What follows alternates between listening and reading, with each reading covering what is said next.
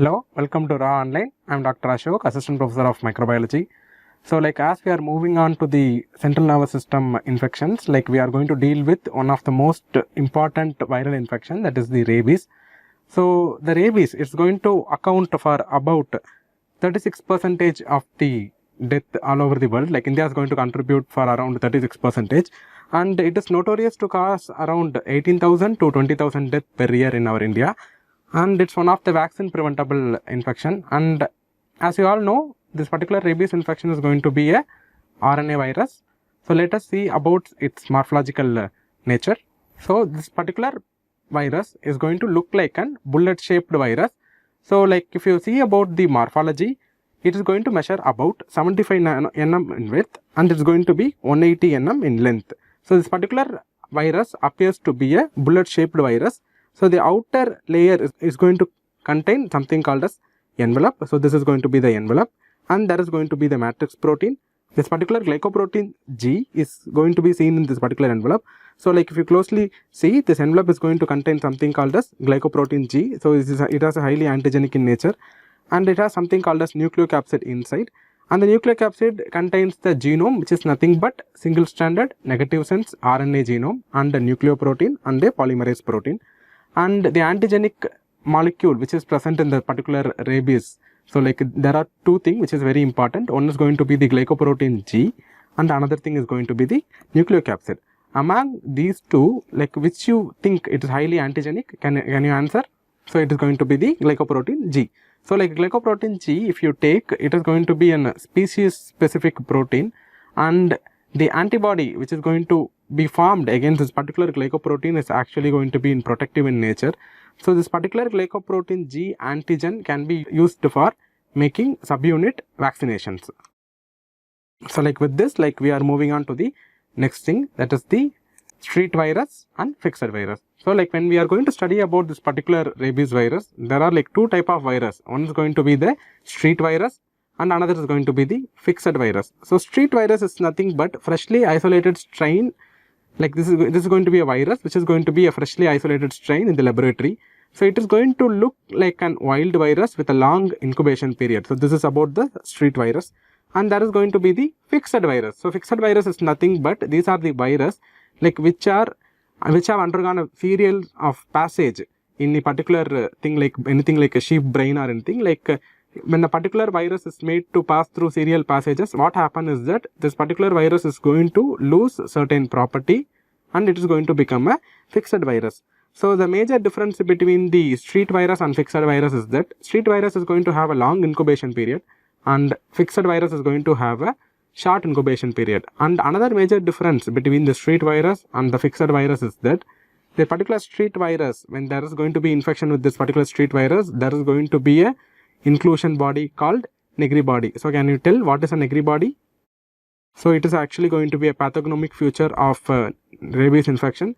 So it's nothing but the protein aggregates which results at the end as a result of viral replication.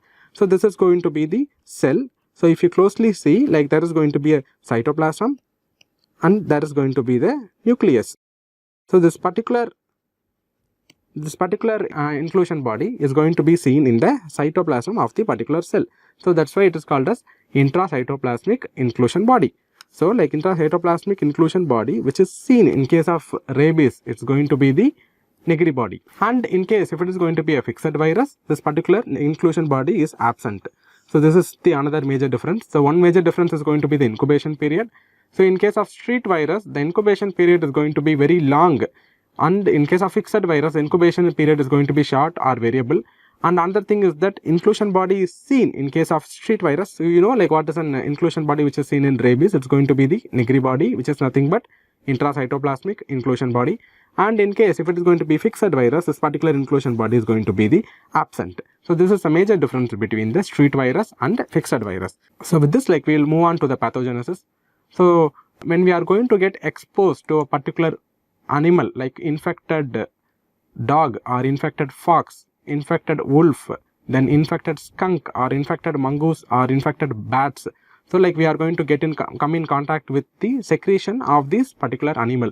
So while we are going to study about the animal, it is also noted that this particular infection is not transmitted by animals like or rodents like rat or squirrel. Okay, like it is like mandatory to know like these are the animal like through which the infection do not get transmitted. Example is going to be our rodents like rat and the squirrel. So like we need to know that this infection is not transmitted by these animal. So like primarily this particular infection is going to get transmitted by infected dog, cat, monkeys, bats, then we have the fox, then we have the wolf, then we also have the mongoose and skunks and even raccoons.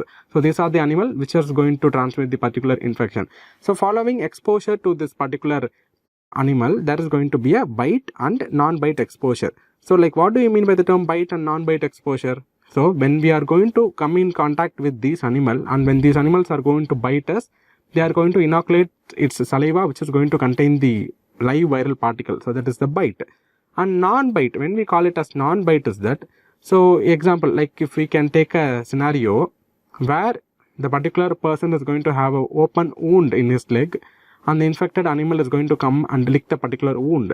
So it will be like example for a non-bite exposure. So here the particular animal is going to embed its viral particle into the open wound. So to the open wound there is going to be the infection. So that is going to be the example for non-bite exposure.